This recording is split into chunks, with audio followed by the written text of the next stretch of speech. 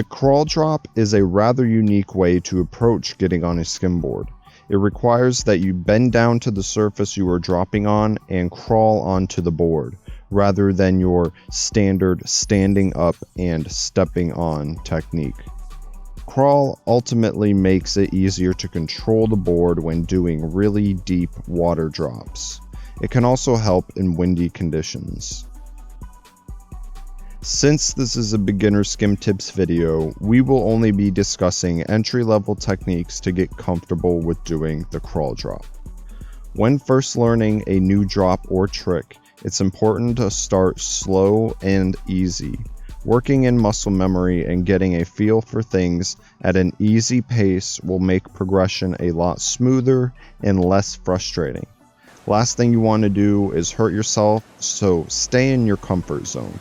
The first thing we will go over is where to position yourself on the beach.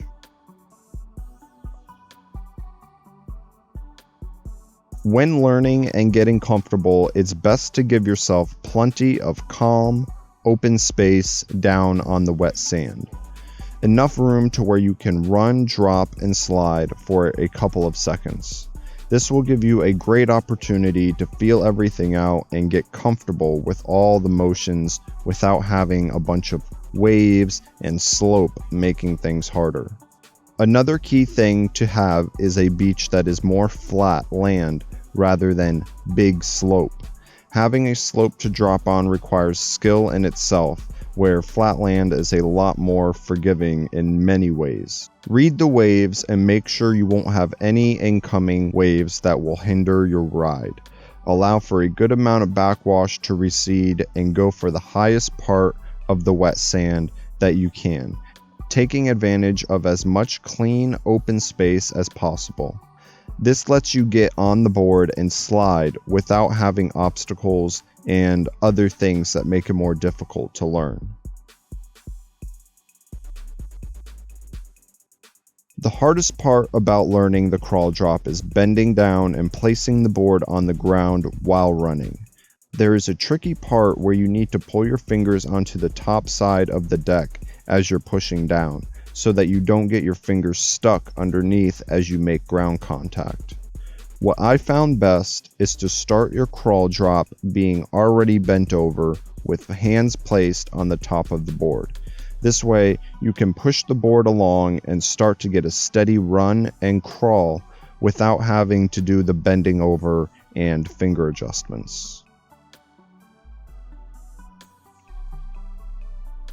With a pushing start, I like to have my hands right next to where each of my feet will be, holding the board anywhere from 45 to 90 degrees. I ride with my right foot in the front, so my right hand is placed forwards. As you push the board across the sand, you can adjust your hands to better suit where you feel comfortable.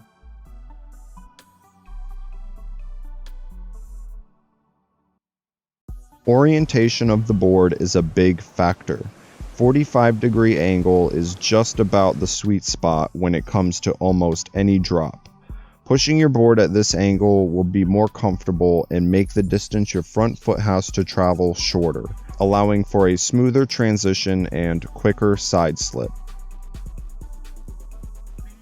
When it comes to the point where you are going to crawl onto the board, your last step will be made with the foot that you place on the front of the board while riding.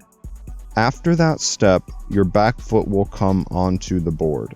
Lean forward and bring your front foot on and lift your hands off the deck. Keep your knees bent and your shoulders slightly forward, and at this point you should be standing up. Make foot adjustments if you happen to step on in the wrong spots. Repetition is the key to success. You should be starting off slow and easy. As you practice this way, going back and forth across the beach, you should eventually start to feel it get easier. The best way to gauge how good you are at something in skimboarding is by how well you can do it while running full speed. Basically, you want to practice this technique until you feel comfortable going full speed with it. Once you start getting consistent full speed runs, you should be ready to move on to standing starts. Now that you have gotten comfortable with full speed push starts, you should be ready to try standing starts. This is the tricky part I mentioned earlier, where you need to bend down while running and adjust your fingers to the top of the deck at the same time. This part can be sketchy as you're going to basically be diving your face towards the floor. Take it slow and easy to help prevent injury. You will basically apply all the same steps from the push start, starting with plenty of clean open space. Get a light run to gather momentum.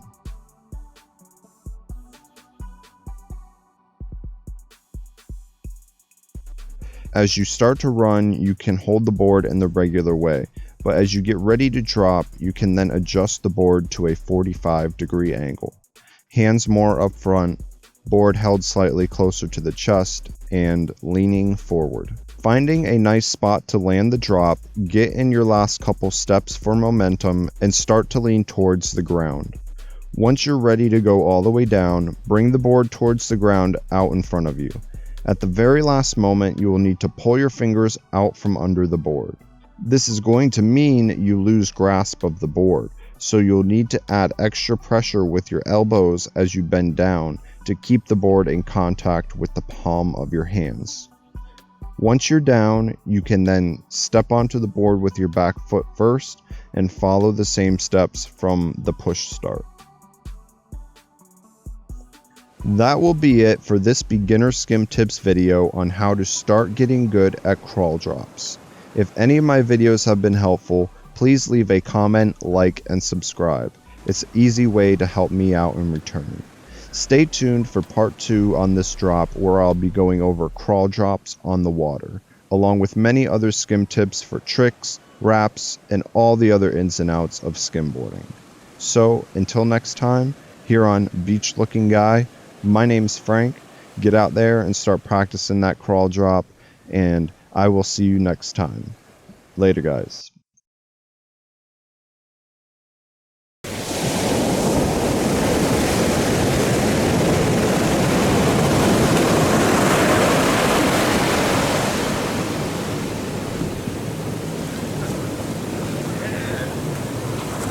That was monkey crawl, 1 foot to 1 foot summit.